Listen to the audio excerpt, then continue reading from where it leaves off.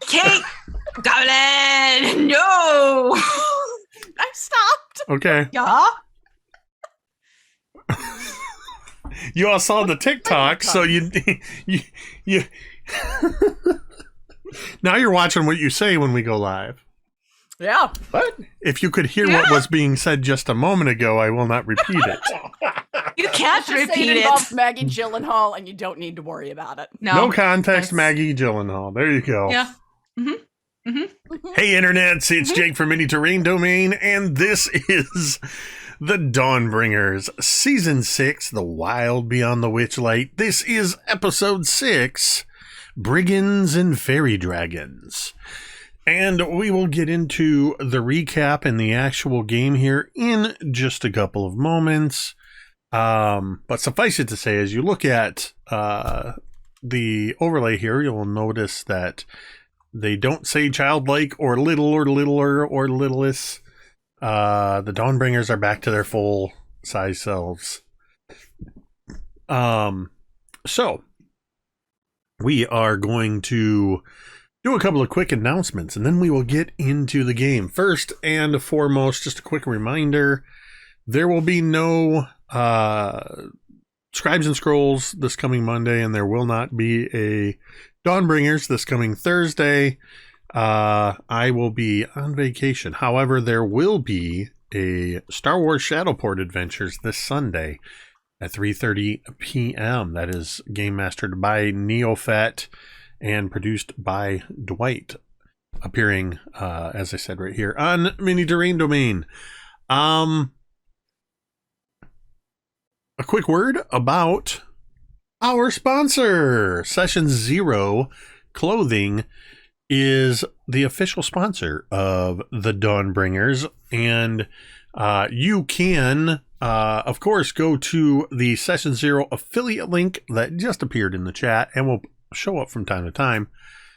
They make some awesome clothing. They've got this amazing owl bear with a dye shirt. I've got I'm not wearing it right now, but I don't even see it. I have an all black Session Zero ball cap with the stitching says Session Zero, and there's a D20 on the front. Really awesome. A lot of great stuff. Stickers, t-shirts, sweatshirts, jackets, all that great stuff.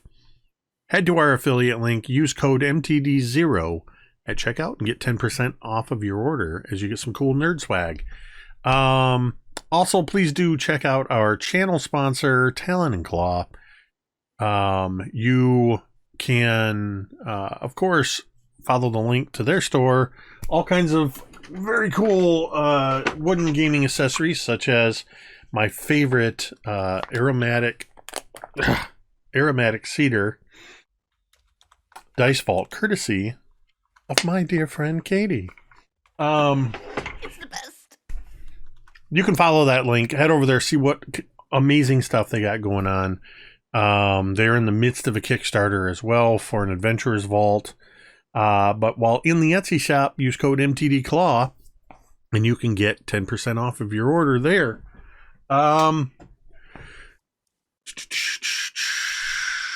There is something that I have been dying to tell you about, and I'm going to do !Harptos in the chat. Available now on the DMs Guild. I have designed and published the Calendar of Harptos Adventure Journal.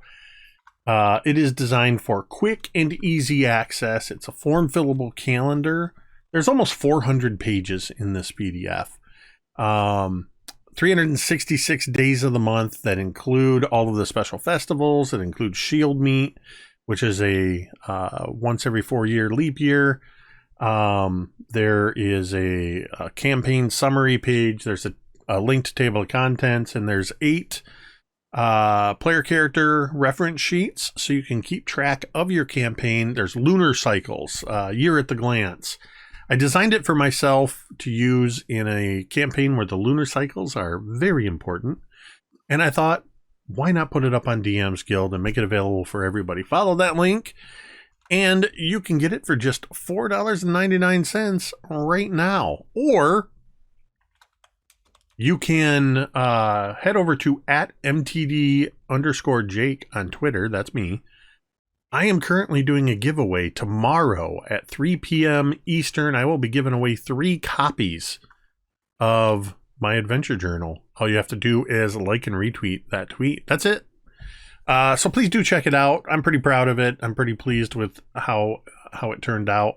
A quick note, if you're on mobile, that link is acting weird and it goes to some random DM bundle on DM's Guild.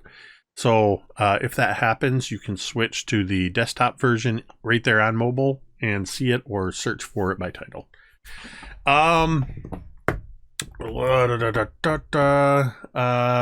It's really cool, and I'm not saying that out of bias. It's really cool. Thank you, Katie. I feel like there was something else I was supposed to tell you about. And if I remembered, I will tell you. Thanks, Jeremy. Domain dice. Look up above V and Dan's head. You will see domain dice. These are special Feywild domain dice. The players can only get those if you, the viewer, tip $5, cheer 500 bits, subscribe, gift subs, resubs, all those great things, Ko-fi support. All of that turns into domain dice that the players can use for things like they can re-roll, they can make me re-roll, all the way up to spending 5 domain dice to get a super crit, which is a automatic double max damage. Yeah, check out our domain dice and support to that if you wish. That was a sentence. Support to that if you wish. All right, I'll be your dungeon master tonight. Words I am good with. With that, I think it's time for our final announcement before we get into the game, which, of course, we always take a moment to talk about mental health and just to remind you that you matter. Your presence on this earth makes a difference. Whether or not you believe that, we know it to be true, and we want you to know that as well. We do know that you might be struggling. A lot of us are struggling at times. First off, it's okay to not be okay. It's okay to struggle. That's normal. But just know that you don't have to do it alone, and there is help available for you out there. But maybe you don't know where to go. That's why all you have to do is, just like Jeremy just did in our chat, you can type !help at any time. This message will pop up from time to time, and it will show up in the very bottom of the stream here. Findahelpline.com is the website. Super simple. Just put in where you're located in the United States. Or sorry, where you're located in the world. Anywhere in the world. Put that in, and it will give you a number of help services, websites, URLs, text messages, whatever, phone numbers. So please do check that out. Bookmark it for yourself. Bookmark it for a friend. With that, I think it's time to play some Dungeons and Dragons. So, the Dawnbringers have taken up a very important task of trying to rescue some of their missing party members, or rather crew members of the Evangeline, the ship which Cantriel has been sort of the guest captain for a little while. And that was subsequently captured by a dragon and taken to the Feywild, or excuse me, taken to Icewind Dale. A number of the crew perished, but some of them, through the magic of the Eladrin spirit inhabiting the ship, they were transported to the Feywild. So you are looking for those. Crew members. In addition, you discovered that the ship itself was a powerful archfey entity known as Evangeline, and that her spirit was forced back and imprisoned in the Feywild, and you need to rescue her. And so to get here, you had to find a crossing, which was done through the WitchLight Carnival, where the Dawnbringers found themselves transformed into their childlike selves. They got to experience the joys of the circus, such wonderful things as gnomes selling snow cones, giant dragonfly rides, big top extravaganzas, giant balloon animals. Everybody likes balloon animals, right? Especially when they're trying to eat you and swallow you whole. Nonetheless, they were able to gain the favor of the proprietors of the WitchLight Carnival, Mr. Witch and Light, and were given passage into the Feywild. Upon entering the Feywild, you found yourself where you are now currently at the on top of a giant stone causeway, looking out over a very foggy, misty landscape. While preparing to transfer through the mirror into the Feywild proper, Drown expressed some concern about turning back into his former self for fear of not being able to retain this freedom of spirit. But Cantriel was quick to reassure him when you all arrived in the Feywild. And that is where we are going to pick up in this very moment, as you are all standing there atop this causeway, looking out over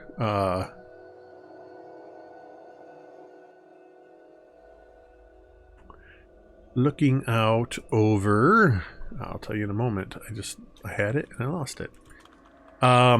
You're on this broken causeway. The sky is hazy and twilight. The causeway, which is built from pale stones glowing faintly from within, towers over this entire surrounding landscape. Large sections of this causeway are completely crumbled away. A few hundred feet in front of you, you see where it just drops off into nothingness.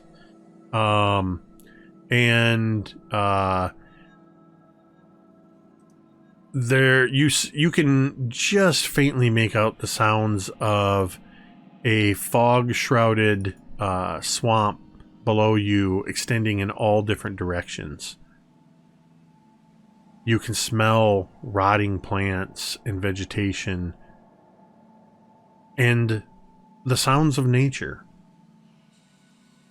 Frogs, singing birds, just barely audible. But here you are, all perched high up on this causeway. What would you like to do?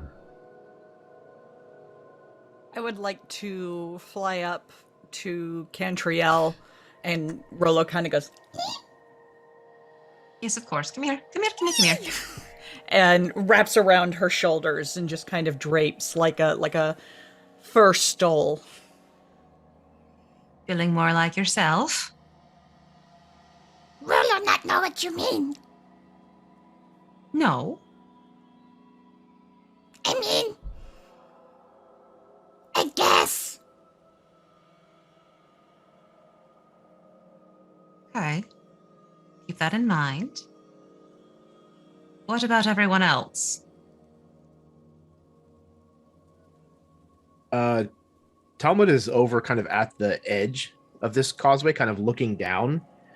I might have missed it in the description. Is there water down there at all? You don't know. What you see is a lot of fog and mist, just as it looks like you might be able to make out some features of the landscape below. Just as quickly, it's shrouded again in this rolling mist.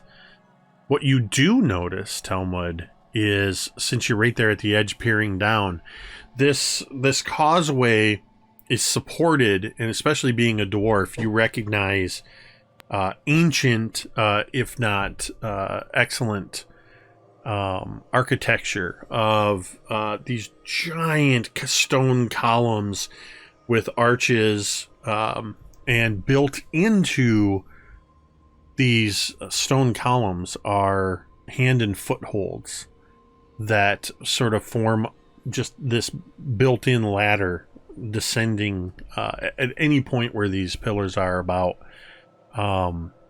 maybe every 40 or 50 feet. This causeway is only about 20 feet wide too, so you're aware. Okay.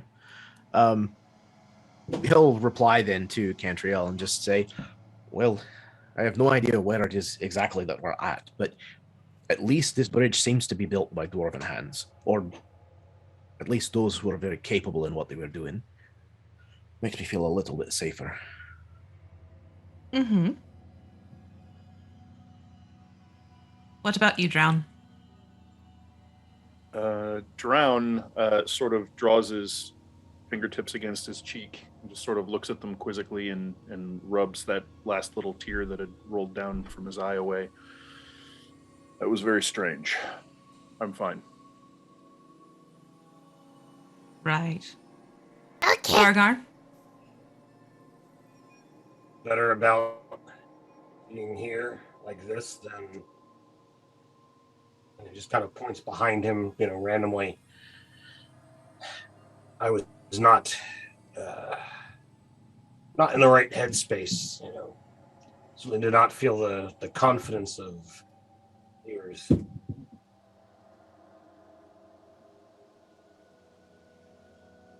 Ha! Vic is gone. Did Vic not... You hear behind you, I'm right here. And you Like, turn do we around and see? there's Fig standing right there Okay. with Hermes and his simulacrum. So there's actually two Figs and a Hermes. Hermes is currently running back and forth across this, looking like a wind-up toy that just gets to the edge and then turns and goes in another direction. Oh my god, he's a Roomba. Yeah. Uh-huh. Did you say we can smell swamp? Oh yeah, you smell that murky, mucky smell. You smell that smell of decay, stagnant water, everything that goes along with that sort of boggy swamp gas smell wafting up. Talmud, you would also notice, looking over the edge, as the mists sort of part a little bit, at a certain point near what you can assume to be near the bottom, there's some sort of luminescent fungi, shelf-like mushrooms that are growing on the side of the bridge, on these pillars. But no indication as far as like how far up we are. I We haven't mean, seen us through the fog. I'm not going to make you roll for it. You're looking at the architecture alone. You can probably take a good look at it and guesstimate that you're probably around 100 feet up. Yeah, I'd say next thing is, find a chunk of something and drop it. See how long it takes to Right. splash. Yeah. As you say that, Hermes goes Nope. Stop. steps back away from you. Stop. You want Rollo Hermes to is go down backing and away look? from you. I'm not going to throw you off the Um, bridge. Rather not have you all go off on your own type of situation. I No, worry you go absolutely into not. the fog. I worry you may not find your way back to us. Right. Ugh. Well, To shall we? Cantriel. Hmm. Did the Evangeline give you any kind of indication of where we had to go or what we have to do? Like, or are we just wandering and hope we're going in the right direction? At this point, I think it's more wandering and putting the pieces together. we know that whatever is happening in Prismere with these hags relates to her Related. imprisonment. So I suppose we should search out the hags. And there's 3 of them. So I'm sure Well- talking about 3 hags is going to get attention. Perhaps we pick one of the directions along the causeway and search, see if anything of interest comes our way. Before we go any further, I think perhaps our more educated can inform as to what the best course of action. Heard some tales about hags, and best not to proceed without knowing something. Can I make a Arcana roll? Or do I just know what I know? I would say it's probably going to be more history than Arcana. Okay. I can do that. No, I can't. That's a 1 for a 6 total. Actually, domain die. There you go. I was going to say, make something up.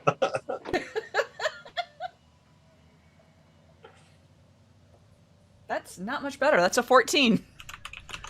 Fair bit better. I think I will do a history check for Fig as well. Oh my gosh. Fig rolled a 3. Here.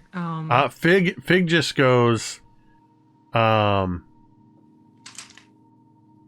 believe I read somewhere that hags are ancient beings with origins in the Feywild. They were described as cankers on the mortal world. It was in a book, a manual of sorts about monsters. Oh, sounds Rollo handy. read that one too. Rollo especially like the listing of illited. We should find a copy of that if we can the next time we're at a library. Okay. Sounds useful. Rollo, Cantriel, were you making a history check as well? Yep. Okay. 23. At least somebody knows. I mean, this is her home. Yeah, I think you can impart what you... I know for a fact that I don't have to tell you, the player, anything about hags that you probably don't already know, so you can go ahead and use the knowledge you have. That's what Cantriel knows. Okay. So she'll relay, for sake of time, because, we play the game. She relays the gist of hags and the varieties, etc., to the rest of the crew. And the most important takeaway from that, especially with the mention of the 3 hags, is that 3 hags Coven. form a coven, coven. which Yeah. gives them more powerful magics. Yep. My people have stories about them. The biggest takeaway was be wary of anything they offer. Never They make a have great deal with a power, fae. But it Never. always comes at a terrible price. That's one thing to make sure you keep in mind here. Never make any promises, never make any bargains, never fulfill any favors, nothing. They will twist your words in one way or another. Rollo, Okay. make an insight check.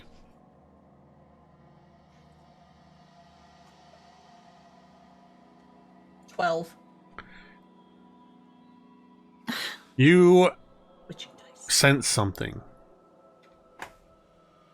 It's more of a feeling than anything else. But you recognize it in part as the absence of your curiosity. The thing that drives so much of who you are.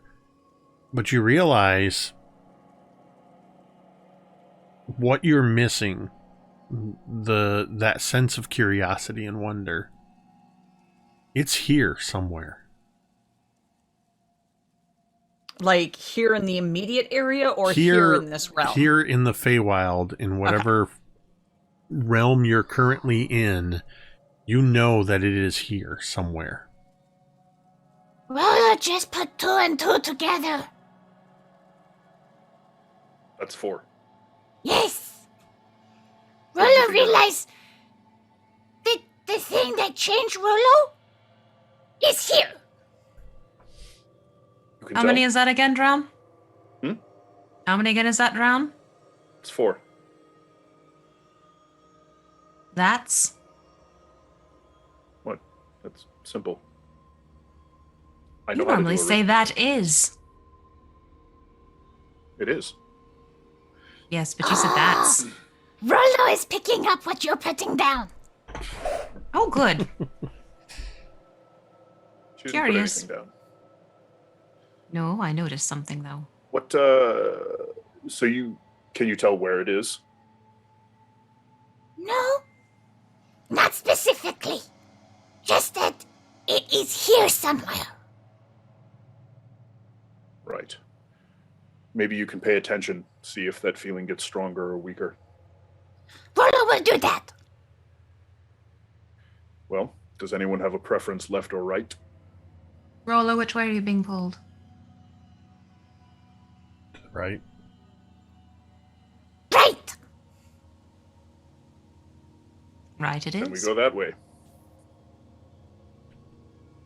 And Rollo's kind of perched on Cantriel's shoulders now, and her nose Pointing. is kind of in the air. Like she's kind of sniffing as though she can smell her curiosity. So is your intention to climb down the ladder then? Or is there some other way you mean to descend? Oh, I thought we were just going to follow the causeway, or Oh, it's do I have the this- causeway's broken. Oh, okay. Yeah, it's less than a couple hundred feet from where you stepped onto it. You can see that it's broken, and it's a long ways before there's another piece of it. And the same thing behind you. This causeway is just a segment of an ancient causeway. We're on a big chunk of it. Okay. Yep. Well, yeah, then down we go. Yeah, when you asked right or left, I thought you meant to the left side to go down or to the right side to go down. Oh, no, I meant which way following the road, but the road doesn't go anywhere. Yeah, so Who, find I one think- of those. who Talmud would will go lead? first. Talmud's going to go Yeah, first? Talmud Okay. will go first. And Fig is waiting at the top to make sure that everybody is making it down. Fig employs his simulacrum, and the two of them stand there to just sort of help each of you as you kind of make that precarious first movement of leaning over, putting your feet over the edge and finding the foothold. I'm not going to make you roll anything. Climbing is a thing that you can do when you have a ladder. So, Sorry, can Cantriel cast light onto Hermes? yeah. Kind of turn him into, so she'll put light on Hermes, so he's kind of like this little beacon. Okay. And so Hermes would probably go down in the middle of your group, then providing this illumination, because it is twilight here. You begin this descent. You hear we get this nice Lord of the Rings shot from far, looking as these small figures are descending down towards the mists. As who would be the last one before Fig and his simulacrum go down? If people would prefer, Thorgarn will go wherever Okay. he needs. So if you want me to go last, I'll go last. So Fig and his simulacrum help you down, and then you see as the simulacrum begins to descend under Fig's order. Cantriel, you're the first to hear this. It's coming from far above. You hear this sort of "Oh, oh, whoa, pull up on that, no. And then you hear this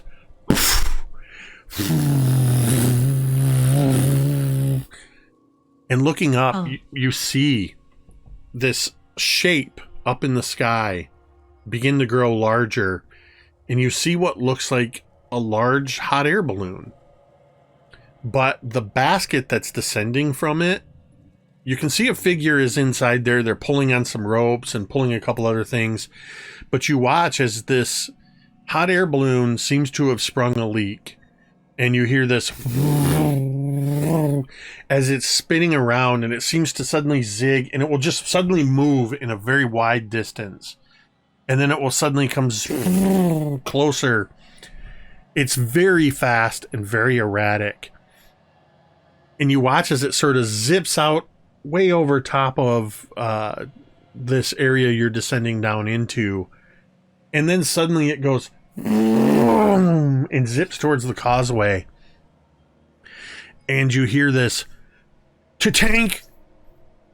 And you hear Fig go, "Oh dear," as Fig gets tangled up in the rigging on this hot air balloon as it goes, and you see it suddenly spiral. The basket turns almost horizontal as this balloon is going, and you watch as it very quickly descends into the mist to the southeast and disappears from sight with Fig. Oh. That's not good. No, it's very not good. Southwest it is.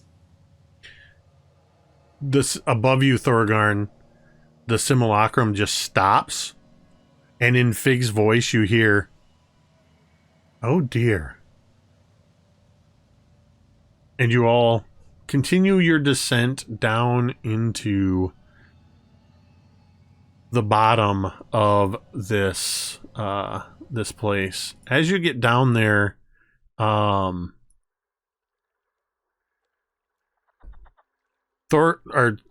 damn it.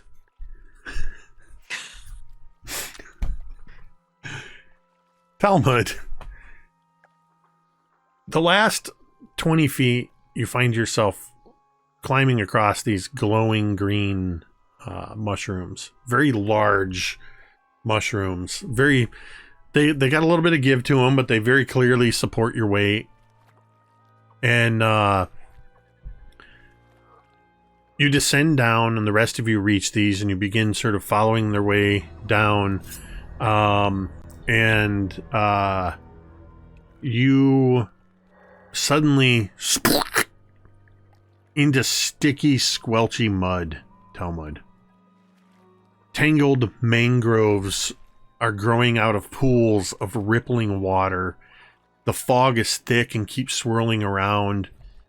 And you see next to these, in stark contrast to these brightly glowing green mushrooms, you see purple mushrooms clinging to rotten logs and stumps that are scattered all throughout this marsh.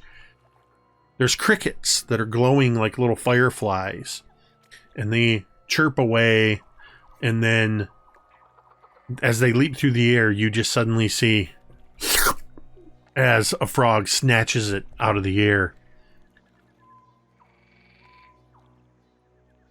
As you all eventually reach the bottom, you are in what you can now see is a marshland.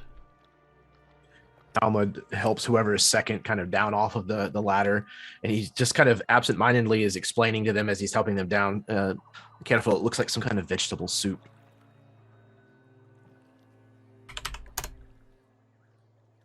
Do we know anything about these glowing mushrooms?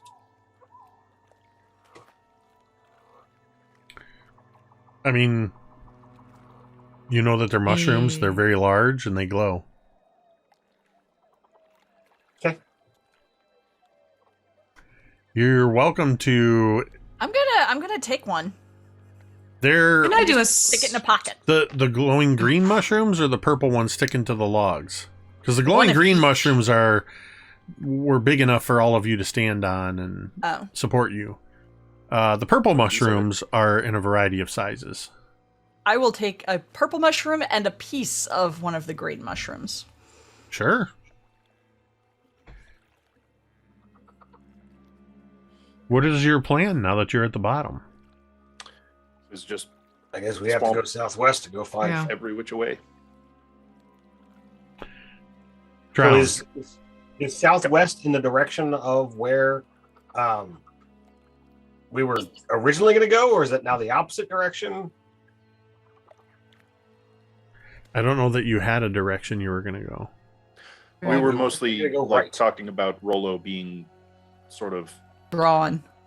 Yeah, Rollo's, your feeling is just generally in this marsh, like all around you. You don't, it's not like a dowsing rod. You don't feel like if you go Got this way, it. it feels Okay. stronger. Just Okay. in general, what you need is somewhere here in this bog. Got it. Okay. So Rollo, Yes. you have a desire to get this curiosity back, right? I mean, yes. So if you're curious about getting it back, wouldn't you already... Rollo not so much curious about getting it back, but Rollo feel like Rollo should have it because it is part of Rollo. Okay. You're not curious about something that's been stolen from you.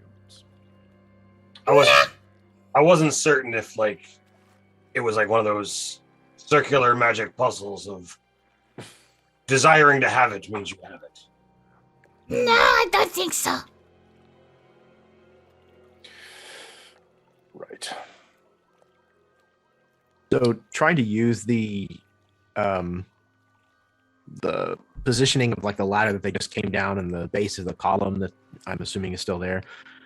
Talmud's going to try to pinpoint where they indicated that that Fig had gone, and Talmud doesn't want to waste any time. He's going to be trying to head that.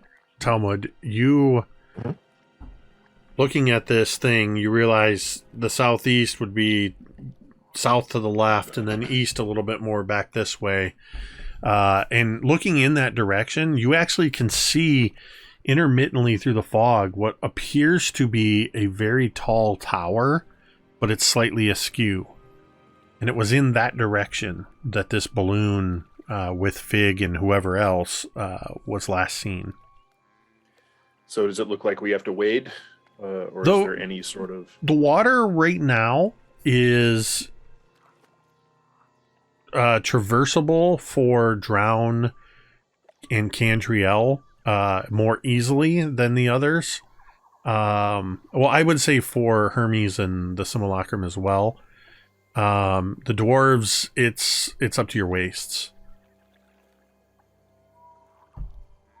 And it's water, but it's more mud than water.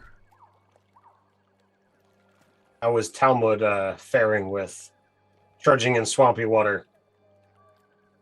I think the fact that it's mostly mud probably has him a little more at ease than if it was just like fetid water. But he's definitely cursing under his breath every time he's having to like suck his boot like up out of the mud and take the next step. So, is it safe to say there's like a layer of water floating above the muck? Yeah, there's definitely, it's that, yeah, yes. Okay. So then Cantriel's going to go over to one of those big old green mushrooms and cut off a cap and place it down in front of the two dwarves to be able to stand on top of it so that she and Drown could push the mushroom cap as sort of an impromptu raft. Yeah. Yeah, I mean, it's a mushroom. They're very porous. You've got blades. It would take you maybe 10 minutes to cut off a piece big enough and We take like vines and It's- create a little. yeah, Drown will summon the sword of sharpness and just straight through it. yeah, you absolutely can fashion this. It takes you, like I said, about 10 minutes or so to kind of work everything out.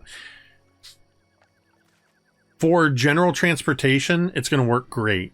Between the muckiness and just all of the tree stumps and logs and everything around, you don't think you could like hightail it in this fashion, but it'll absolutely work for Thorgarn and Talmud. Jeez, Thorgarn, huh? Pete. I'm Thurgan now. Thorgarn and Tarmar. Thorgan. Wow, Just making that's a stuff new up. one. I'm just gonna call you something new every Like- time. We're the great value versions of ourselves. So you begin. No, there are stunt doubles. Right? You get this whole rig fashioned up, and the two of you are pulling with the dwarves, and the others are trudging along. You've got Rollo curled around your shoulders, Cantriel, and Cantriel. because now Cantriel has the, what is it, 23 passive, 24 passive, something like I that. see smell. 22. So you absolutely are the first to hear voices coming from up ahead. It sounds like several people talking at once. And they're coming from the fog up ahead of you somewhere. It's hard to make out at first. When you hear almost coming from all around, and all of you begin to hear this as these voices are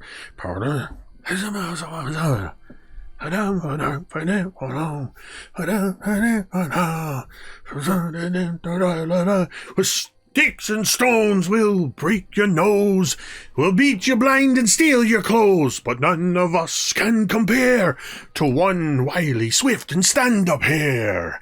Scarf that's glorious, thief notorious, his deeds are truly meritorious. With a wink and a grin, he'll show his cunning, a flash of his scarf and he'll take off running, quick as a bolt, his long scarf trailing, gasping, grasping. You'll end up flailing, you'll pout, you'll moan, you'll huff, you'll sneer, thanks to Agden Longscarf, Brigand Prince of Prismeer. And they all begin laughing and cheering, and you see, emerging from the mist, 6 figures. 4 of them have their weapons drawn, and 2 of them appear to be using some driftwood and leather flail in there's a large creature in the midst of them that they're, come on, get moving. And suddenly the mist part, and you see ahead of you 6 long-eared rabbit folk with a giant snail amongst them. I don't know if you can imagine what a snail that's ornery looks like, but that's what this one looks like. Because every time one of them hits at it with the leather whip or the piece of driftwood, its eye stalks sort of lash towards it and it kind of pulls back away from it, but they keep tight reins upon it. One of them in their midst holds up their hand. Ho! What have we here? A group of strangers in our bog. Why, hello! And she steps forward, and you see this almost 6 foot tall rabbit woman that comes forward, and she says, why, hello there, friends, and welcome to our bog. My name is Jebek. It is nice to see all of you. Now, before you introduce yourself, I'm afraid I have to inform you that this is a robbery. And if you resist, we will be forced to beat you black and blue. You're cute. Thank you. And she kind of just tugs at one of her ears, twirls it, and it just kind of... I've heard that before. You're not so bad yourself. Now, about this robbery, and you see behind her, thunk, thunk, the others are thumping their weapons into their hands. And Talmud leans over to Thorgarn and he says, is it wrong if we have rabbit stew afterwards? Yes. Okay. I just wanted to ask. Now, before you begin to worry that we want to liberate you of all your precious gemstones and coins, that we want to take from you fine art or what have you, fear not. We only ask that each of you surrender one thing to our cause. that which is the most precious gift you have ever received. Oh, you want the most precious gifts I've ever received? And it's not even the gift itself. No, you can keep your tangible goods for what they are. We merely wish to relieve you of the memory of receiving those wonderful gifts. We will keep them safe. And she pulls out from her belt this gourd that has a stopper on it. And there's a golden knob on it. And she holds it out. Come. Lest we have to carry through on our threat and make it a promise to beat you black and blue. Make this easy on yourself. Surrender your memories to us and we'll allow you to carry on as though nothing happened. I cast Shatter on the thing that she's holding. Okay.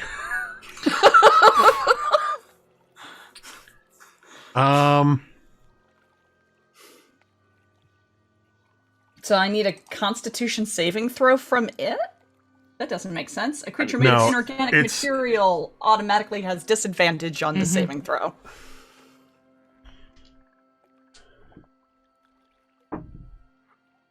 Well, I don't know what I was trying to roll. I was just thinking if I rolled a nat 20, then maybe something. But yeah, I rolled a 10 and a 12. DC. Okay. I rolled a 10 and a 12. I mean, yeah, It's just a thing. So. What does your shatter spell look like as you hit this gourd? Rollo kind of perks up on Cantriel's shoulder when she holds the thing up, and she finishes talking, and Rollo goes, "No!" And two little jets of, like, heat wave come flying out of her fingertips, and they intersect with the jar and kind of wrap around it, and it sort of shimmers for a moment, and then there's this resounding boom as the magic goes from being heat to being sonic and explodes against the outside of the gourd. So I'm going to... Oh, wow. That is a critical fail. And that is a natural 20. Odd. So all of them around Jebek, they see as this buildup starts to happen, they all immediately move back several paces. And Jebek just holds onto this gourd as if she can't let go of it. She grabs it with the second hand and is like, "What have you done?" And then it just, and you see almost in slow motion as she just goes flying backwards. The pieces of this gourd go shattering, and the gold knob that was on top just goes flying off somewhere into the swamp. And you see brilliant magical light arcing out into the air all around because she critically failed. Before she even hits the ground, all of these pieces of light just go and they start shooting into her. She lies back in the water for a moment. Oh. Oh, yes. Thank you, Father. Thank you for granting me permission to leave and take out on my own. Yes.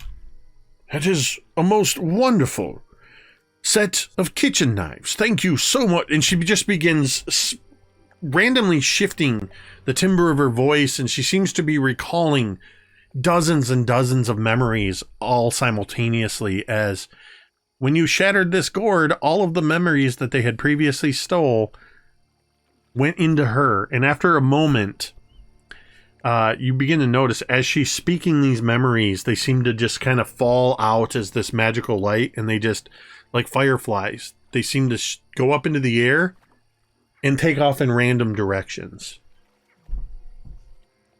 Do they seem like they're Is it a safe assumption they're going back to the people who dreamt them, or do they just seem to be like lazily making their No, way they through the they air? sort of rise up lazily, and then it's almost like getting their bearings, and then one will head off this way, one will go. Okay. Yeah, it's a pretty fair assumption Okay. that they are returning from whence they came. What are the other rabbit folk doing? They are cowering back by the snail, and they're sort of looking from all of you to Jevic to all of you. Like, they don't know what to do without her command. So I'll look at them and say, like, I was going to say this before all of this just happened. We're not your normal folk, and your little threats aren't going to work. So you can either carry on, or we can beat you black and blue. We're real good at it.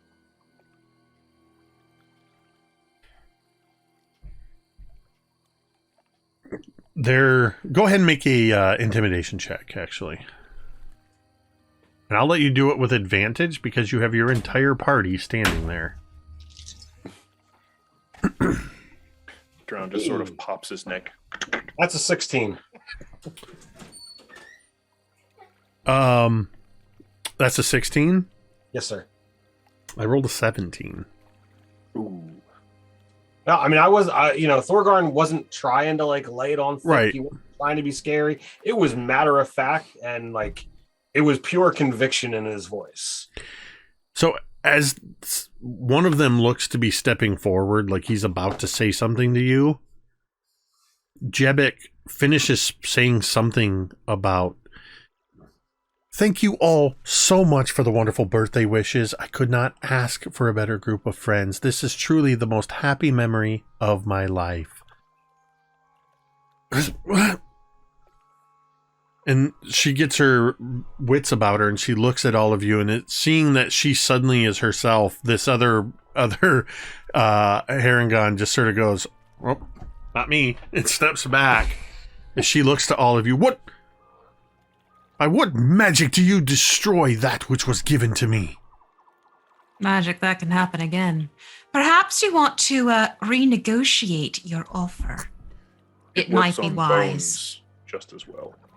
Yes, and it's a trick I know too, so... I see you. I see all of you. Okay, good. You got eyes in your head. We see you. I will not forget this. Oh, trust us. Neither will we.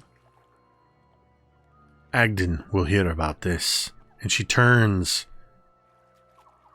"I was mistaken, fellows. It was not this way. It's this way we must go." And it is 180 degrees the opposite direction of you. Just before they start to disappear into the mist, she stops and she kind of looks at all of you and she goes, "You weren't going this way, right?" Never mind. Don't give us reason to. And as long as you let them, they will go. Though you do notice that it takes them a moment to get this snail to turn around. It seems very reluctant to go with them. But they tug on it, and you hear a couple whoosh, and they disappear into the mist. Well, I not like that they are whipping the snail. Neither do I. Cantriel, did you see where the top of that thing went flying off to? It's over there. And I'll fly over to where it flew to and see if I can find it. I would say make an investigation check if you want to try to find this. Cantriel will help Rollo. Okay, so you can roll with advantage. Just be careful touching it. Thorgarn kind of 24. warns. 24, Jake. Okay. It takes you a few moments of looking around. And eventually you spot in the water, just partially, it's kind of sitting on what you hope is a lump of mud. partially in the water, but then you see it there. So you found it. I would like to cast Identify on it. Okay.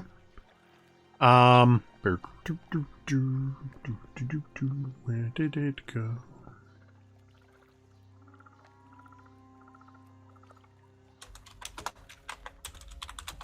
Okay.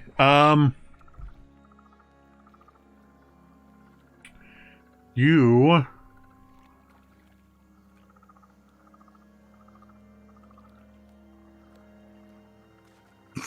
Sorry. I had it and then I lost it. Wait. What? Did I miss something? Maybe just a little. Carry Yeah, on. but no. What did I miss? Nothing. Greg. I feel like you're laughing at my expense. I No. will Not allow actually. it. I will allow it.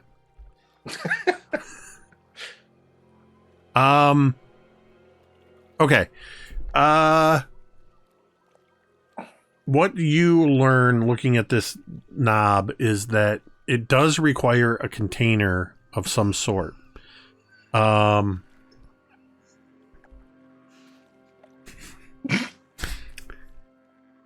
not the one that wrote Golden Knob into the adventure module. I'm just saying.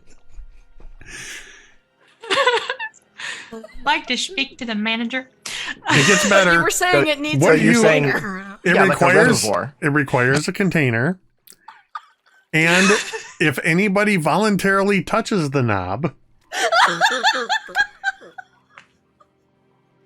This is just getting better. then you will lose to be voluntarily. you will voluntarily give up a memory this thing acts as a conduit to siphon that memory into the container. So I lose a memory?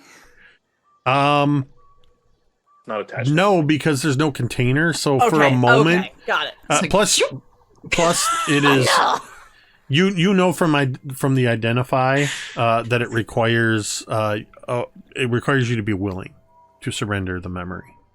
Got it. So okay. in the process of willing to give up the memory brings it to the surface and allows this siphon to take it from you. Okay, I interpreted that differently, so glad you re-explained it. Thank you. Yeah. Well, I can't imagine why you would have misunderstood how this thing works. How does the golden knob work again? So you can add golden knob to your inventory. Good night, ladies and gentlemen. With the book of erotic poetry, Usually what could need an possibly go artificer wrong? for that. I've This is got great. a book of erotic poetry. I've got a golden knob. I am ready to go. Just All drop right. that right in Camping. your coin purse. Yep. So after a few moments, you hear them sort of trudge off into the distance, and they are no longer nearby. Are you continuing off to the southeast then, in search of Fig in this balloon? Indeed. I believe so. Who's leading the way? Cantriel will probably take lead since she's got the ranger factor going. All right. Go And ahead I think, and the two of us are like towing the Pulling. mushroom cap Yeah. with the dwarf sitting on it. Yeah. go ahead and roll me a d8. D8. That is going to be a 4. Okay. You're traveling along, pulling the dwarves along on the bioluminescent green mushroom piece. You're all trudging along, Cantriel and Drown. You're squelching through the mud as you are pulling them.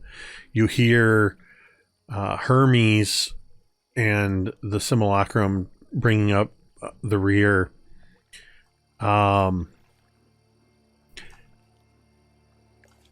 You notice as you're walking along, Cantriel, every time you start, this has only just recently started happening, that as you take a few steps forward, you your feet press into the muck, and about 5 feet away, you'll see the surface sort of bulge upward, and then a bubble starts to form, and then boom. I need Cantriel and Drown to make survival checks. And you can either have the other three roll, or the two of you can roll with advantage. Is that the with advantage thumbs up? Okay. All right, so both of you go ahead and roll with advantage. Well, now that's a 22. Nice. All right. What did you get, Drown? 18. Okay. You realize that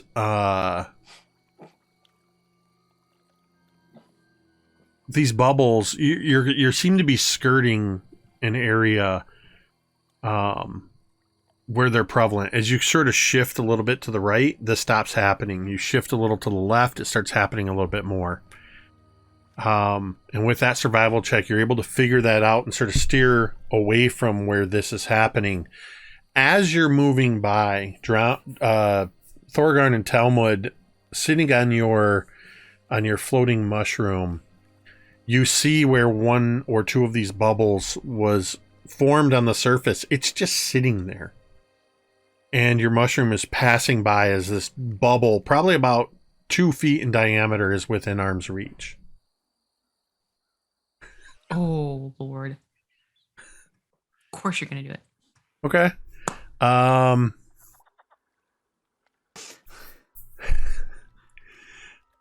You pop the bubble, and you immediately, as you pop it, you hear this like little stifled laugh come from the bubble. And then it just smells like old cheese. Just in your face. I would like you to roll me a d8.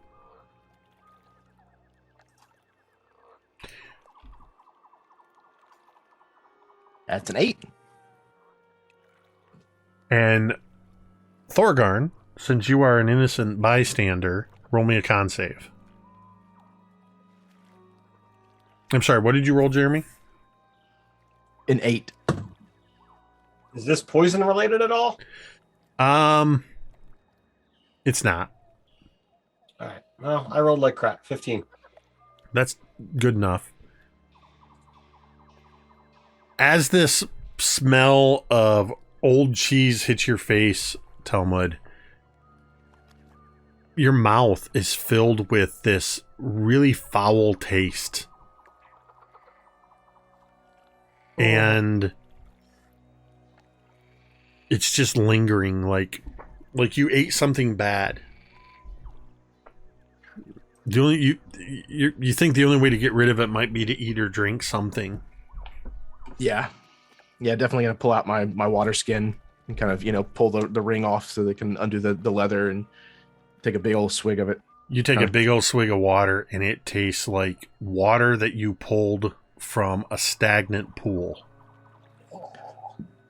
He kind of winces and make sure he kind of rinses it around his mouth. Oh yeah, spits it out. I mean, it's just foul tasting water. Are you okay? Fine. I think I'm fine. The water in my skin has gone bad. Oh no, that's not good. Here, have some of Rollo's. She hands you this little tiny water skin. Well, thank you. He's like kind of delicately trying to. It's like a juice box. Right? It's a Capri Sun, 2 sips Like and a it's Capri gone. Sun, yeah. You take a sip of Rollo's water, and it smells and tastes like dirty foot bath. Oh, he kind of like spits it all over the place and just kind of like pushes the bag back towards Rollo. Yours has gone south too. That's Rollo checks it. It tastes What fine. did you What did you do? It's fine. He popped some kind of bubble. What? It was. I mean, Okay, you know what? Please keep all hands and feet inside the mushroom cap. Rollo As would like she's- Cantriel to get out of her head, please. As they say this, Talmud, you're kind of floating past this log, and you can see some slugs that are on this wet log. These slugs look delicious.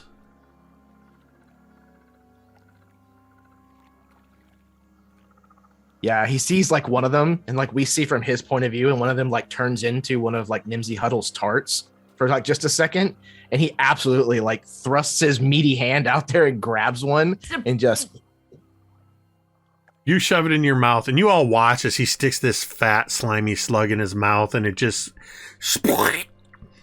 Talmud, Oh, that's it gross. tastes just like Nimsy Huddle's raspberry tarts. There's at least 4 or 5 of these slugs on this log. Ooh. No, He's gonna grab one. There's no adverse effect to yourself from eating these slugs, other than the effect of you're having on your friends. But basically, for the next hour, anything other than these slugs that you eat or drink will taste horrible. Wow. But these Good to know. absolutely taste like delicious sweet tarts. Oh, just wait till that flavor wears off. Fantastic. I'm gonna fill up my bag with them. Well, I mean, protein is protein. Now I must play Talmud like a Frenchman. Escargot. Escargot are actually really good, so I guess I should stop knocking it. Provided there's garlic. It has to have garlic Say, butter. Mm. Has to have I was garlic gonna say, butter. those are Garlic butter, cooked. yeah. Yeah. Yeah, you kind of need the seasoning to make the vehicle Yeah. palatable. Yeah. But they're good. I think we're I've saying eaten garlic raw, butter. I've eaten raw starfish. I suspect it's somewhat similar. Wouldn't recommend. You have an interesting diet. I spent a lot of time in the ocean. Oh, Sometimes it was difficult to be able to make a cooking fire, so had to make do. Rollo would imagine that underwater cooking fire very difficult. Couldn't figure that one out. This. After a little while, Talmud, how do you feel? Fine. Why? Yeah. Oh, I'm sorry. He pulls one of the slugs back out. Does anybody else want one? Kind of like offers it around. Definitely all Thank yours. you. All right. Happily kind of puts it back in his bag. Or for you? after a little while, Cantriel, He's all right. That's fine. Eat a slug. No big deal. you notice that ahead of you there is a crumbling stone tower rising up out of the swamp. It's leaning at this very precarious angle. It looks like this thing could tip over at any moment. There's black brambles surrounding the base of the tower and clinging to the lower half of it. And hanging from the crenellations on the lower side of the peak where it's leaning over, and this is like a 50-foot tall tower. It's like 20 feet in diameter, 50 feet high. So on this lower edge of the slant, you see that there is a very large woven basket dangling from some ropes, and there's what looks like big pieces of tattered fabric also hanging about 30 feet up. And it's just lightly swinging. As you all are approaching, you hear, "Hello? Hello? Is somebody there? I can hear you tromping about in the muck below. Hello?" Clearly, if you're shouting, you're not concerned about being sneaky. Did you say sneaky or stinky? At this rate, both. That's a fair assessment. You said below. look up. Do we see anything up there? The voice is clearly coming from the basket, but you can't see into the basket. I'm going to fly up and look into the basket. As you fly up, you see two things. You see Fig inside the basket, who just looks up at you and goes, "Oh, hello, Rollo." It's Fig! And you see that there is a silver cage sitting, almost looks like it's sitting in Fig's lap at this point. And inside this cage is a purple fairy dragon with a mustache. Amazing. And that's where we're going to take our break. Aw! We're about to make a new friend! All right. Yep, we're going to go ahead and take about a 10-minute break. I just want to say a quick thank you to everybody who has tuned in so far. I would like to ask, please, at least take a look at this link that I mistyped. Let me try that again.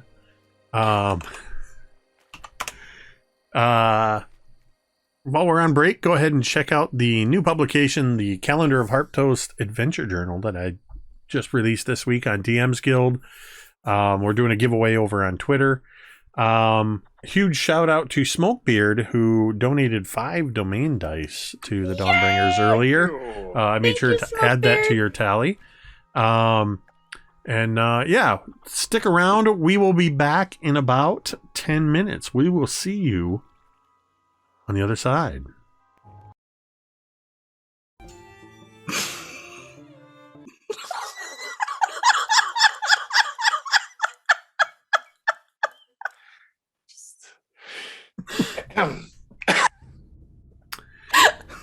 Hi. I behaved. Kinda. That was behavior. It was You are correct. behavior.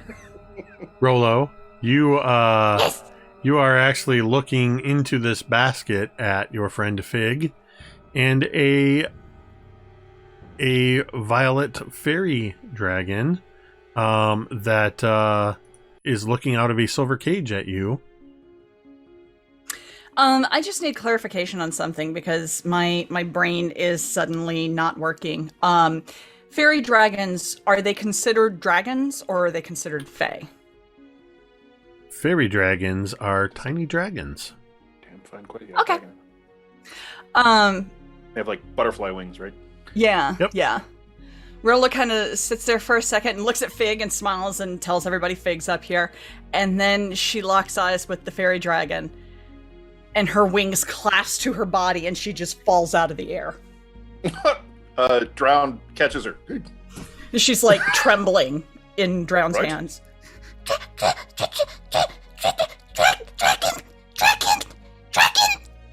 Dragon. Uh, Is everything all right? After a moment, you just see Fig's brightly colored wizard hat pop up. And he looks down and says, "Oh, hello everyone. Yes, everything seems to be okay. But my new friend, well, he is trapped."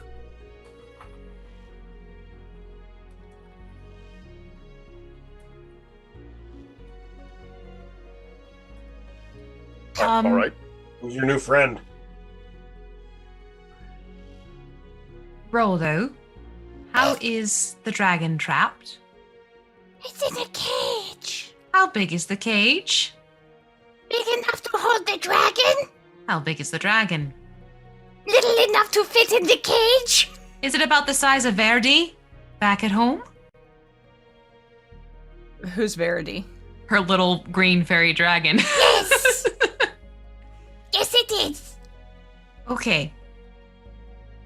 So not a Except, big snarling dragon. Rollo, this fairy dragon, looked very different than Verde, because Verde was a tiny green fairy dragon with butterfly wings. This violet fairy dragon that you saw had an almost humanoid-like face with a thin mustache and goatee, was wearing an amulet and gauntlets, and had a sword belt about his waist. Gauntlets. This one is clothed in armor and has mustache and little sword patch. Yeah, I've got to see this for myself. Jake, is there like a door to the tower? Does it have an interior that maybe we could go up through to get to the roof, to where the basket is hanging? Yeah, you could absolutely look around the base of this tower.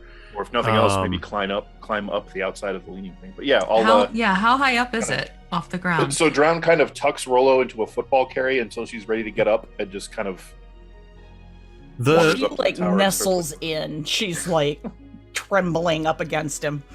The tower is 50 feet tall at the top, leaning over precariously. The basket is hanging from these ropes, sort of dangling out, and it's about 30 feet up. Oh, okay. Could So it's not all Cantriel the just way at misty the top step of the into the basket then? Yeah, that'll work. Yeah, I would say yeah. You can't see the inside of the basket, but you can see the basket. I'll allow it. So is that what you're doing then? I'm thinking. Yeah, she'll alley up herself up. So you just sort of move forward, and you just see as Cantriel dissipates into mist, and suddenly you're in the basket. All of you from the ground, you see the basket just slightly go and sway a little bit, as there's now an entire person's weight added into it. And there's this moment, Cantriel, where you hear the ropes and rigging sort of tighten up a little bit as your weight's added to it. And then you realize you're standing right next to Fig, and there is indeed a small silver cage in the bottom of this basket with this fairy dragon in it, as described. Oh dear! I must say, you quite startled me. Well, I kind of pop in and out every so often. Not here to hurt you, here to help you. You need to stay in your cage just a little bit longer, though, to make this easier. And she'll take out her rope and sort of loop it around one of the bars and sort of shimmy the cage and contents down to the ground. Yeah, easily done with 50 feet of rope, as you see him sort of looking to Fig for reassurance, and Fig just kind of looks at him and says, "You can trust Cantriel." And he just allows this to happen, and you all see as Cantriel begins to lower this silver cage with this little fairy dragon in it. And the Drown is just sort of talking softly to Rollo up at the base of the tower. I mean, come on. You're easily 50 times the dragon he is. Don't even worry about it. You helped destroy our Beatrice. You're okay. You're muted. Mm-hmm. I'm sorry, my voice was caught. Rollo's voice was caught in her throat. Yeah. You're right. You're right. It's all right. Rollo big and scary. Yep. Super scary. Yeah. I mean, you could probably burn this whole swamp down. It's pretty much, you know, about 8/10 She kind of water, straightens her back a little bit. Pretty sure if anyone could figure out how to set water on fire, you could do it. I gotta try that. And she kind Wanna of feed raw climbs up starfish onto his next time. Sorry. She climbs up onto his shoulder and kind of perches up there There you go. and just warily looks at the cage. You really think Rollo could set fire to water? I'm not going to bet against it. Rollo has no goal. What have I done?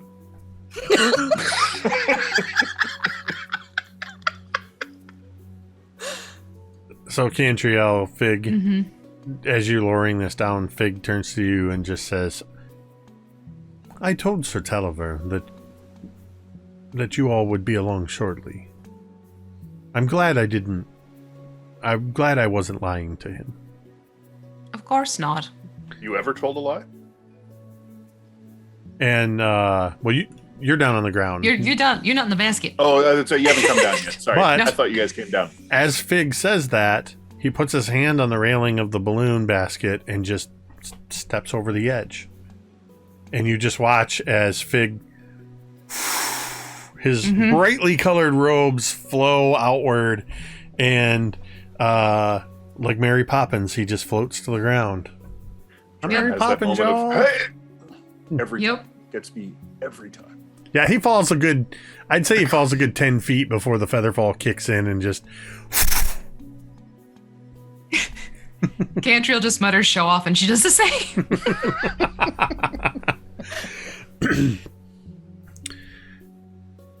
And so you end up down on the ground with this Sir Talliver in his cage as he looks at all of you from within the cage and says, well, I am certainly delighted to see that Master Fig here was true to his word and that his friends came along and have quite begun the process of saving me. You see, I am in a bit of a bind, as you can quite clearly see. I, Sir Talliver, as one of the Summer Queen's loyal servants, ask that you free me. You see, I was in the midst of a daring escape from the vile Bavlorna Blightstraw when our balloon was set upon by an ill wind and sent plummeting to its current unfortunate location. My pilot, the Honorable Wigglewog, I'm afraid, did not survive.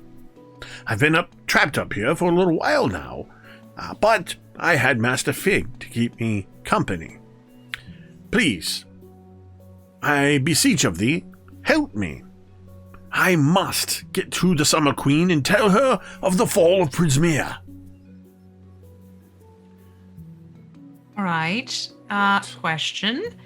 Is there any trickery in your cage that we need to worry about? Who put you in there? Well, I was actually captured by Bavlorna Blightstraw. She put me within this cage that is inhibiting my own magical abilities. Mm-hmm. The cage is enchanted, and only a certain silver key can open it and release me. Any chance you can describe Bavlorna? Bavlorna Blightstraw, I should say.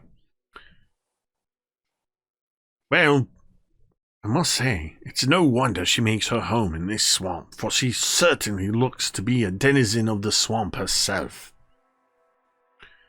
She lives in a spooky cottage on stilts at the heart of a place called Downfall, a bullywug settlement, where I was their prisoner. Mm-hmm. I should say, though, that the bullywugs of Downfall are quite courteous and welcoming, provided you do not offend them. Did you offend them? I did no such thing. Then why Intentionally. Did they put you in a cage? There it is. It was not the bullywugs who imprisoned me, but Bavlorna Blightstraw herself. You see, when she learned of the noble mission that I was on for the Summer Queen, she would not have me continue on my mission to tell her what is going on here in Prismere. So she imprisoned me. Do you not know what is happening here? Well, I was about to say, how about you elaborate on what's happening to Prismere? Oh dear. Bavlorna is one of 3 hags forming a coven known as the Hourglass Coven. The other 2 are her sisters. They have some sort of an artifact called Igwilv's Cauldron, and using this, the Hourglass Coven has frozen time in Evangeline's palace, trapping her inside. If it wasn't for Sir Wigglewog, who took pity on me and helped me to escape, I might still be a prisoner there in Downfall. Sir Wigglewog was one of the bullywugs. Alas, he was. And he bows his head slightly. Brave Sir Wigglewog. I dubbed him posthumously, sir, knighting him for his bravery. So, who has the key? The key to this cage was given into the carekeeping of a goblin named Jingle Jangle. She lives atop... Jingle has a key? Jingle Jangle has a key. She lives atop Tellamy Hill, not far from here. All right. Can you guide us there, or at least point the direction? Oh, most certainly. Fantastic. It is to the east of here. I don't know what it will take to get this key from Jingle Jangle, but I do pray that you can help me retrieve the key from the goblin and release me, so that I may warn the Summer Queen of what is going on here in Prismere. Who's the Summer Queen? Who's the... He's not from around here. I'm not from here. He's new.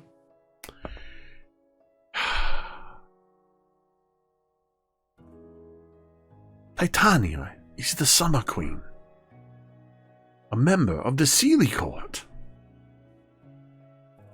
I was sent as an emissary of the Summer Queen to Prismere to persuade Evangeline to ally with the Sealy Court against the Fomorians. But when I arrived here, that's when I learned of the dastardly plot by the Hourglass Coven.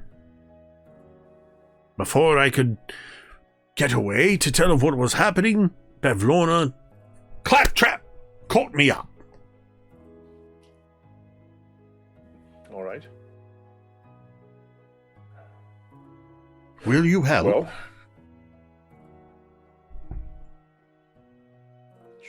sure. I think we have business with Bavlorna of our own. Mm-hmm. Oh dear. What possible business could you have with a hag of Downfall? Well, retrieving something she stole for starters.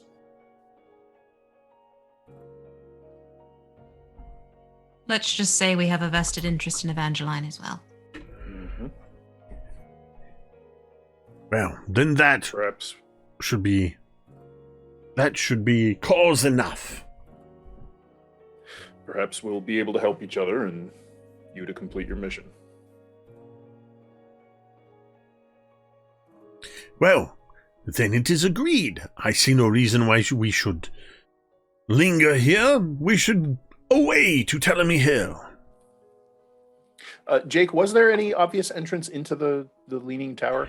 When you looked around it, all you were able to see was that what might have been a door at one time is sort of partially submerged behind all these brambles. It's on that side that it's sort of leaning toward. Peering Is the through, door closed or open? peering through a couple of the windows, you can see that it just appears to be an empty tower. At least from what you can see of it. Yeah, that's good enough. Right, then to the east. Talmud starts looking for this hill. Right. Why don't you take charge of the cage on the mushroom?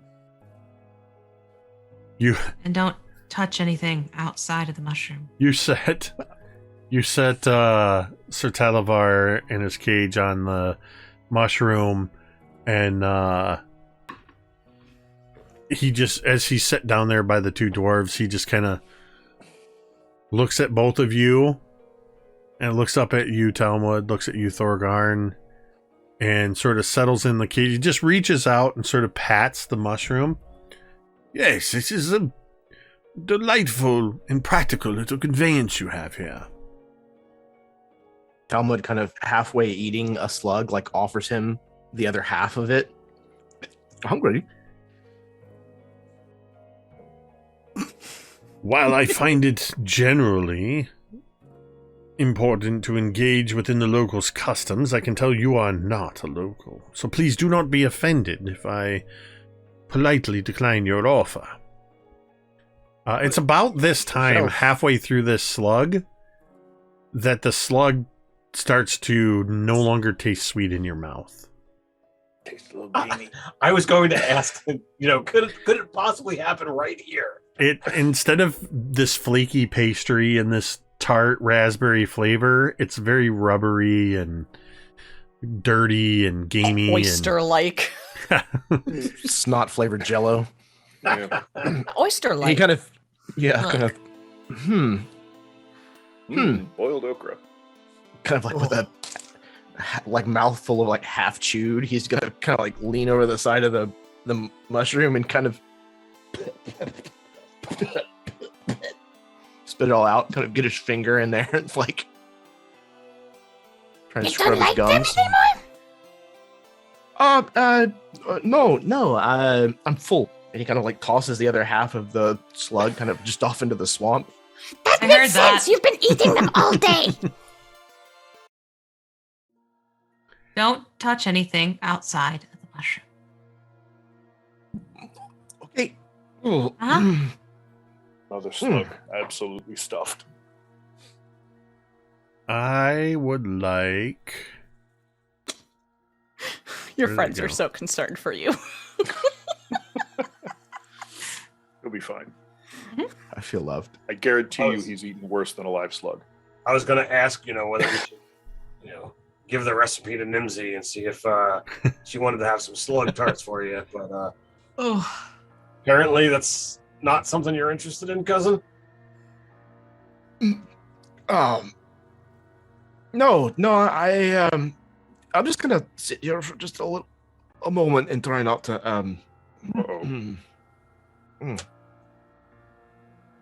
So Thorgarn's going to, start to go into questioning the texture and the taste. I was and- gonna say, yeah. Drown sort of looks over at Rollo, grins a little, looks back, and goes, "You can't still feel them squirming, can you?" Yeah, I mean, one or two comments like that, and he absolutely loses it. Ooh. Ah. I think you two get points for making him hurl. Well, that was the intent. Rollo, remember that game from last group? And afterwards, he's just gonna kind of like lay down on the mushroom, like In the fetal position. like curl up. I would like for, as you all follow Sir Talavar's directions, I would like a group survival check. Are we all rolling? Or are we doing the... It can be the same as before, rolling with advantage because of the ones that are passengers, for So the ones that are navigating, or you can participate. I have a +6, whatever you guys want me to do. I am not rolling. So I guess roll with advantage. Yeah. Sure. So who's rolling? Is it Cantriel and I again? Cantriel or- and No, I think, Drown again. Thorgarn, I think, was going to roll. No, I was saying I could roll, or if you guys want to roll with advantage, I'm down for it. If he can do the navigating from the skiff. Yeah, sure. absolutely. Okay. Yeah, then you go ahead and roll with my help. Sure. That's going to be a 24. And Hemi playing the part of Rollo. right. Yes. That's actually what I was picturing when I was describing, was her having Hemi draped over her shoulder. Rollo do the headbutt thing too? Probably. Yeah. You would, Thorgarn, you conferring with Sir Talavar, you get the sense of the direction, and the mist seem to shift a bit, and you can see in the distance this hill rising up out of the bog, and you know you are heading in the right direction. Go ahead and roll me a d8. 5.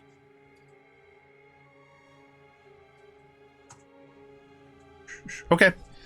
As you are traversing along towards this hill, there are you hear Thorgarn, Talmud, Sir Talavar, Rollo. Who are you with right now? I think I'm back on Cantriel's shoulders. Okay. Yep. It's just like that. Basically, that is exactly how Rollo is. Basically, all around you. Except she's not licking your fingers. Why not? That's a little too weird. If it can talk to you and it's licking your fingers, it's a little too weird. I would say you notice then you notice a squelching sound of the mud that is out of time with the steps of those who are walking. And you notice that all around this mushroom sled, some of the mud seems to have taken shape and risen to the surface, and you see these sort of almost look like mud wings and elongated mud heads with mud snouts. And you begin to notice more and more of these things popping up all around you until they're forming a circle around you, preventing you from moving forward.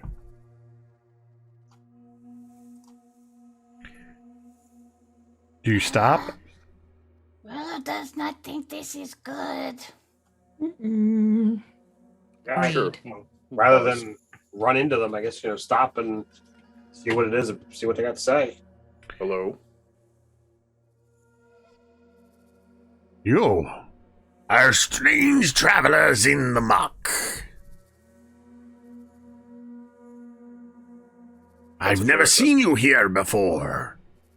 And as the one speaking says this, all around this circle, these mud creatures. I've never seen you either. I've never seen you. No, never before. A toll must be paid. A toll. A simple toll. A guess. A riddle. One simple thing.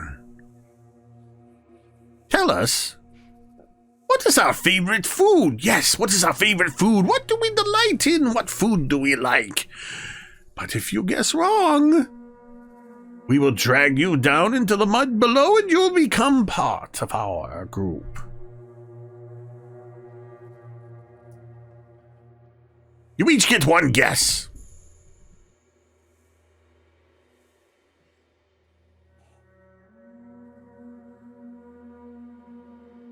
Don't everybody speak at once.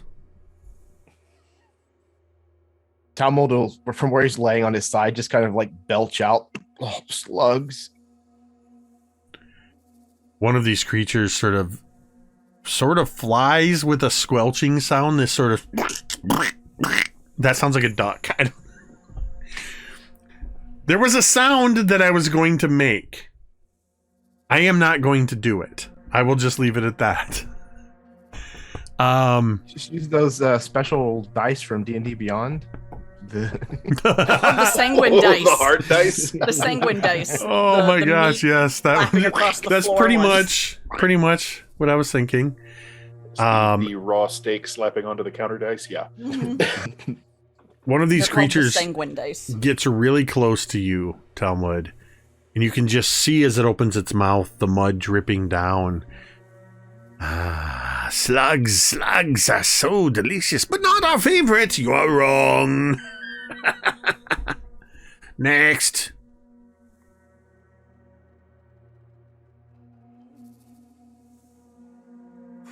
Do these things appear to be just entirely mud? Do they have like a humanoid shape, or are they just like this mud mound?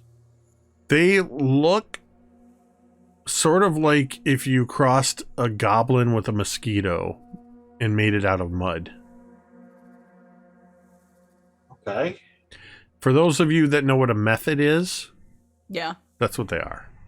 Okay. A Like mud imps method. made out of mud. Mud methods. That's adorable. Right. One of them, you see the wings flapping, and every time the wings flap, more mud sort of splatters around as it flitters up near Rollo and Cantriel, kind of flying back and forth. Ah, where first I thought there was one, there are two. Two guesses amongst both of you.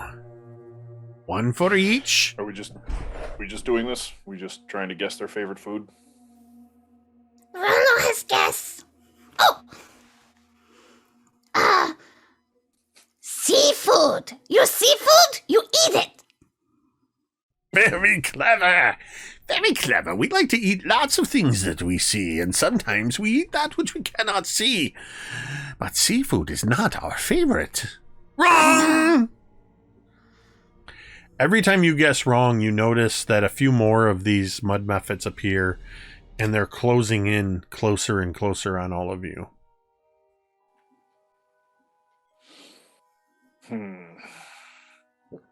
So if we don't guess what's right, you're going to try and eat us? You're trying to trick me into giving away an answer, but that won't work. I'm just trying to clarify the rules of this engagement. If you do not guess, we will grab you all and drag you down into the muck, and you will become like us.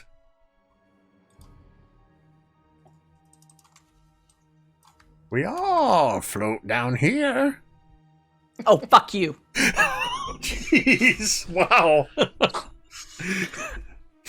I have a thing about original Pennywise, and Yep.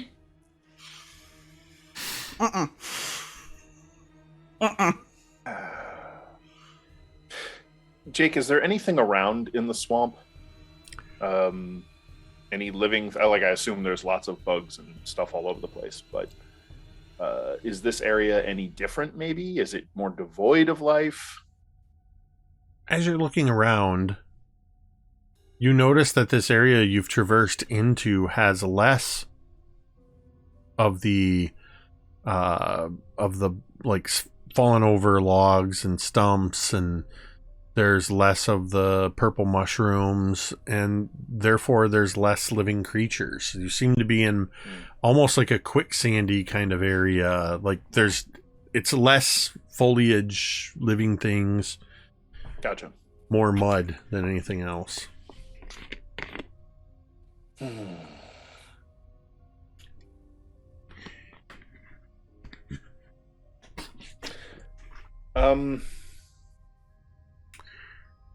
Yeah, I don't know. Drown wouldn't know anything about mud methods in particular, so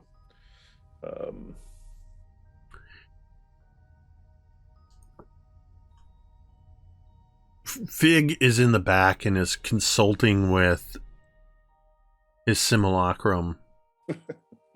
And you just hear the two of them muttering, or rather you hear Fig muttering as the simulacrum seems to be nodding and agreeing as Fig is rattling off a whole bunch of different foods and seems to be sort of going through a list of foods and discounting them as, no, that seems highly improbable. Dragonflies? I won't put those in the possible list. Toads, flies, fireflies, those glowing cricket. Just starts listing all these things off. God. Trees. Decayed trees. Do they have teeth? Do they look like they're... They have carnivorous? mouths. They have mouths. And as you look at them, you see their mouths look just like, instead of teeth, what almost looks like teeth, they're the drippings of the mud as they sort of part their mouths. It looks like a tooth, and then it sort of drips, and then looks like a tooth again. Is there any dry land about? Or is it all just swamp? It's all swamp and mud. It's that thick mud, like a thick pudding or a batter that the kind that kids play in and form into mud pies. Sure.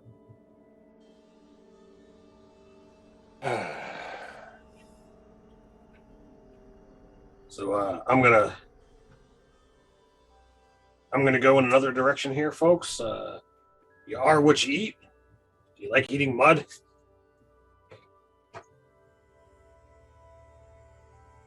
The creatures were sort of focusing their attention where the one had flown up to Rollo and Cantriel. And you just see as they all turn their heads in unison, it's sort of this delayed reaction, not in unison, is just like, did you say mud? Yeah. Is that your guess, mud? That we eat mud because we're made of mud? You think we eat mud? Not allowed to change my guess. That's my guess. And you hear this very wet clapping sound as all of these creatures begin clapping their hands. I don't know what to do with all of you. That's it. You've guessed correctly. The little one has guessed it. And they begin singing and dancing, and they sort of open up this passageway for you as they all begin singing and dancing about the merits and joys of eating mud cakes and mud pies and all of this stuff. And they seem to be reveling in the fact that you guessed correctly and are no longer paying attention to you. That was so good! Good thinking. It was You was very smart. just a I guess. was going to guess worms. Probably too close to slugs. It's silly. Yeah, you hear a little from Talmud. Right, let's get out of here before they stop capering. You continue along your way, and Talmud, you smell the scent of sweet-smelling fruit. You're pretty sure this is actually fruit that you smell. Yeah, there's like a moment where he kind of like is kind of breathing in, then he kind of has that kind of brief hesitation of Then he gets like another better whiff, and wait, I smell fruit. Something sweet. And the rest of you begin to pick up You on eat this. fruit? It smells good. Is it okay to eat food in fairy realm? I hope so. As long as it's real food. And not slugs. Mm-hmm.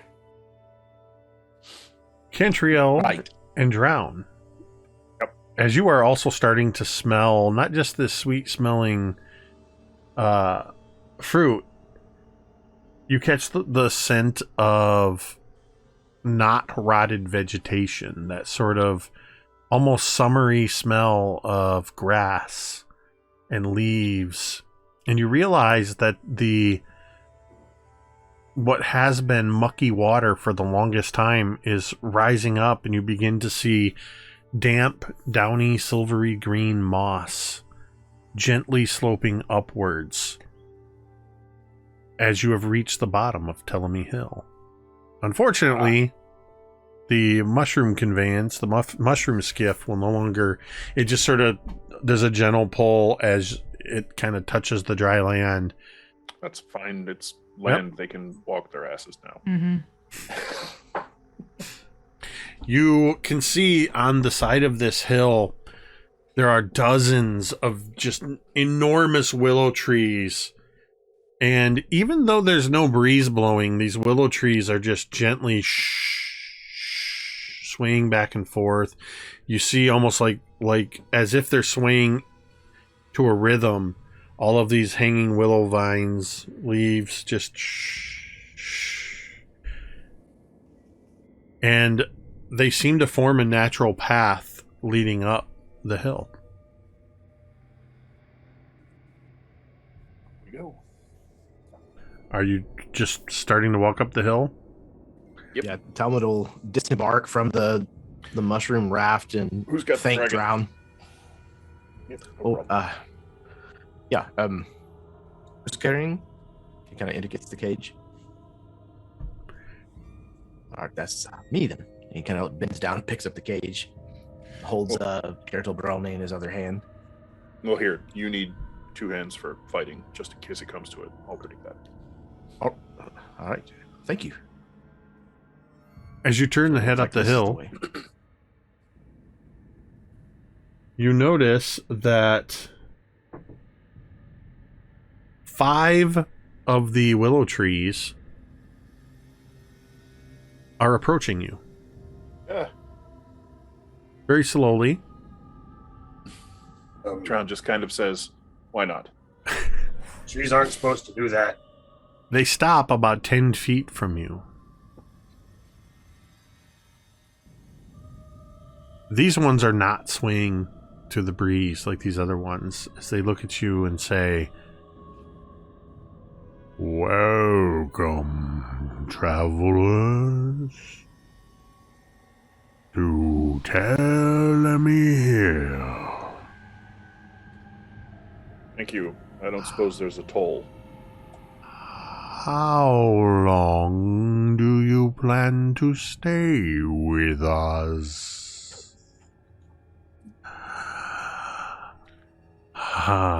There's no toll. We're looking for Jingle Jangle the Goblin, and we intend to stay as long as our business requires and then be on our way.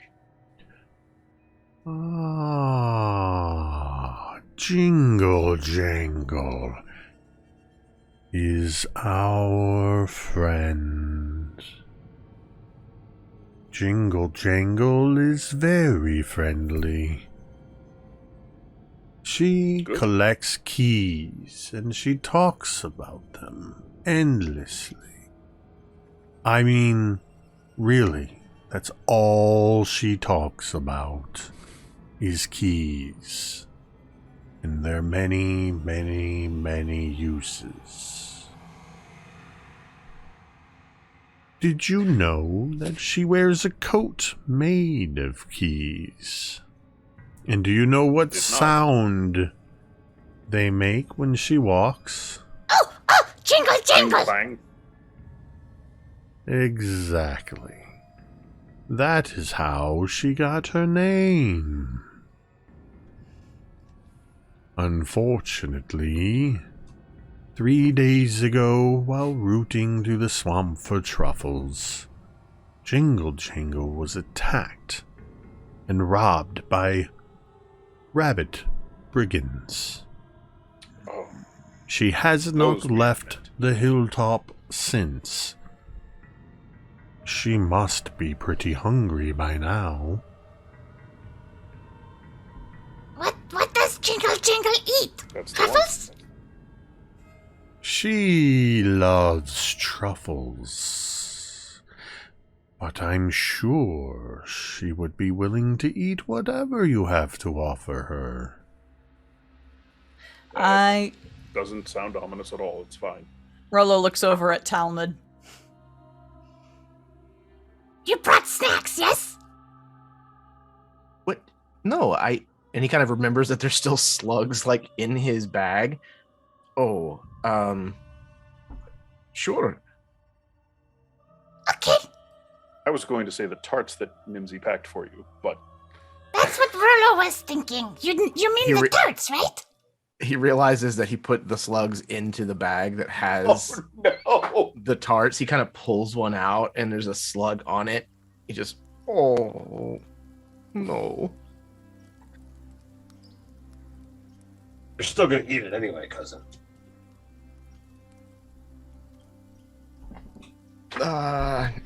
He just kind of puts it back in the bag, not really wanting to think about it any further.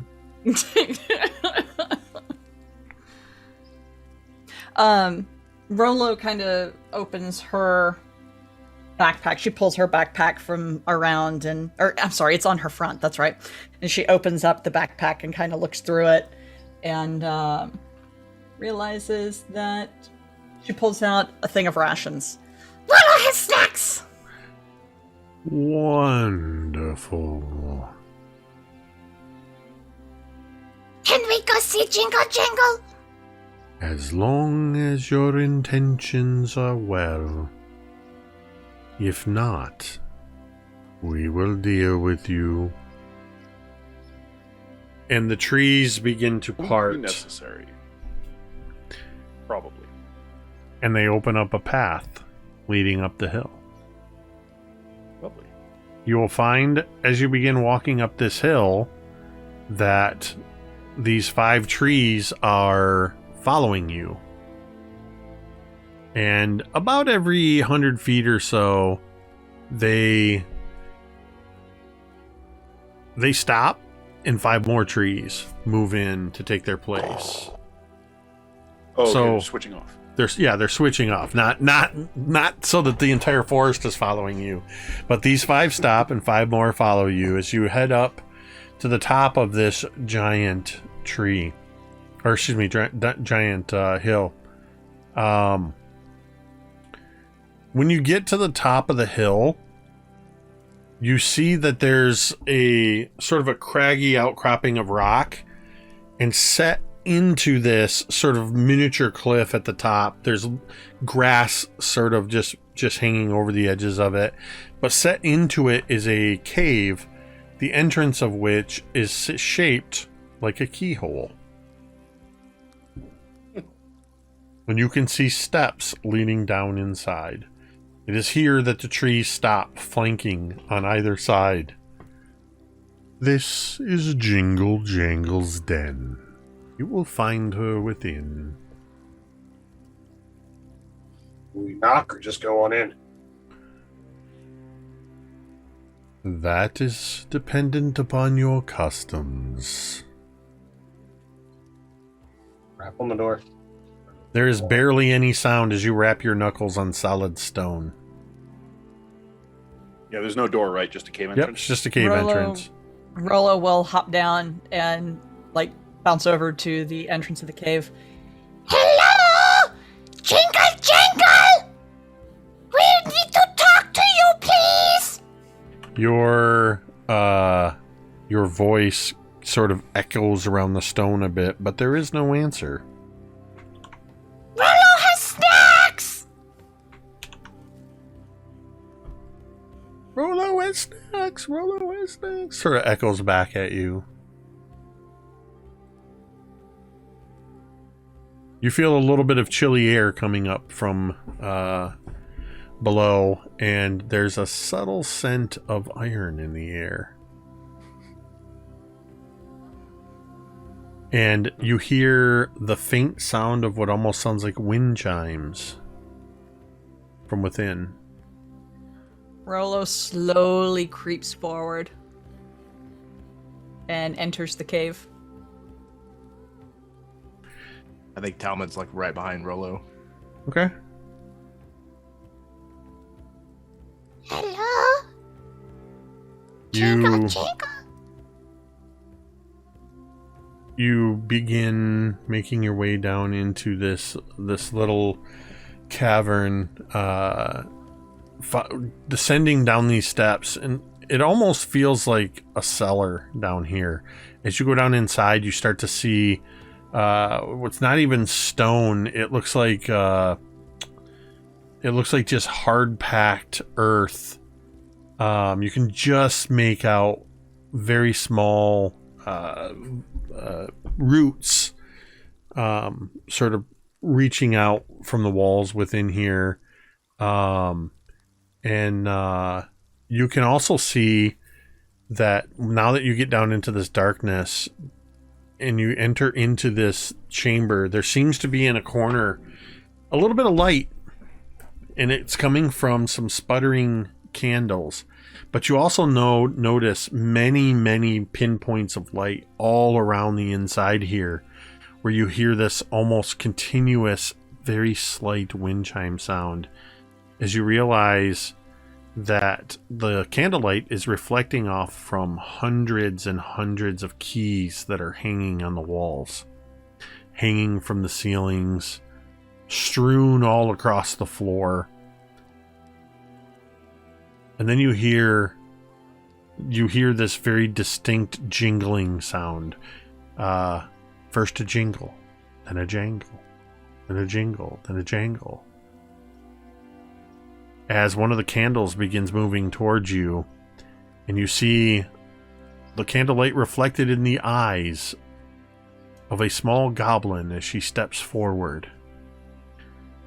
Her coat is completely lined with keys.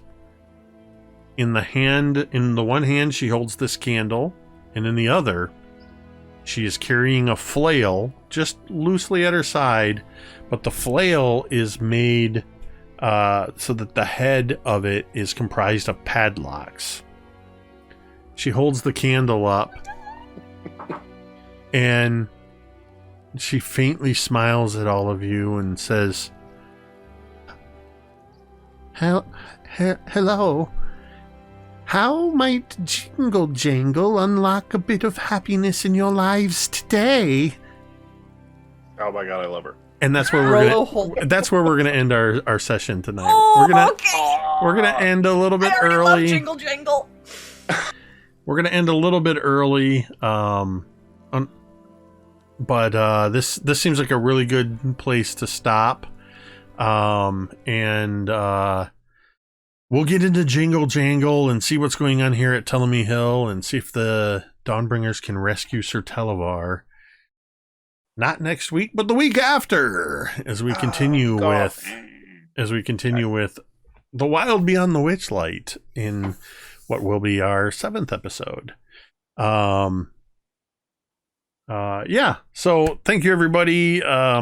Welcome to Prismere, or whatever's going on here, and welcome to the Feywild.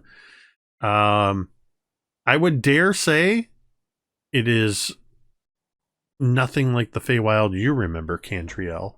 Or at least maybe you haven't been to this part of the Feywild, but all things Delight's different. Things are definitely not as they seem. It's the place where water tastes like mud and slugs taste like tarts. And fairy dragons have mustaches and soul patches. Mad prompts to Ted for that riddle. That was well solved. Yeah, that was really well solved. Thanks. I like riddles. It honestly was just a guess, and it was entirely on the hunch of the whole "you are what you eat." Yeah. That's very well that's done. The right line of thinking, I think. It was well done. And yeah, so as we said, there will be a Star Wars game on Sunday, run by Neophet, produced by Dwight. That'll be here at 3:30 p.m. Eastern. No Scribes and Scrolls on Monday. No Dawnbringers next Thursday. But tomorrow night, you can catch me and Ted along with the rest of the Chaos crew over on Nerdarchy Live for another untraditionally arcane, where we're untraditional wizards. And we've got a great group of people over there with Asa and Robin and Frag, and we've just added Carlos with us as well. And Ted is just crafting this amazing story where we're traveling around trying to figure out what's going on with all the traditional arcane magic and trying not to die in the process. So yeah, tune in tomorrow night at 8 p.m. Eastern on Nerdarchy Live to catch us over there. I want to say a huge thank you to, again, to Smokebeard. Thank you for donating 5 domain dice to the Dawnbringers. And thank you for everybody who has tuned in tonight, hanging out with us. while we play this game. And if you are one of those people that likes to chill quietly, just lurking in the background, that's cool. We appreciate you too. I'm vamping as I'm trying to figure out who to raid. Oddly, there's not a lot of people on right now, at least not people that I'm following. So if you have a recommendation, I'll gladly take it. It looks like a Style Pixie is playing Final Fantasy right now. Nope. Everything just, I don't know what's going on. I just lost all my things. So maybe we won't raid tonight. Critical Misses. Critical Misses. MISSES. Critical Misses. Yeah, I'll see if it'll work. It looks RPGs. like something is going on weird with, oh, I see them. So okay, we'll do that. I do want to say again though, I want to say a huge thank you to these amazing players. I love the Dawnbringers. I love getting to tell stories with these amazing people every week. And this is just a lot of fun and different than especially the last couple seasons where things were so bleak and dark for the Dawnbringers. Things are not happy and cheery right now, but the Feywild is a much different place, and this is proving already to be an incredible adventure. So, as always, just a huge thank you to V, Dan, Ted, Jeremy, Katie, and even though they're not here with us, they were with us in spirit, to M. Without all of these players, it would just be me talking to myself for a couple of hours. So with that, oh boy, that did not go well. Hold on. I don't know what happened. I tried to put their name in for the raid, and somehow I copied their entire description of their channel. Whoops. Like, no, I just want to raid the channel. That's an awful lot to raid. Yeah. So we'll go ahead and start that raid right now. We're going to head on over there. But we're going to go ahead and we are going to end this stream the same way we end every stream. You can say it with me if you want. Ain't no shell here, baby. Jingle, jingle. Boobies?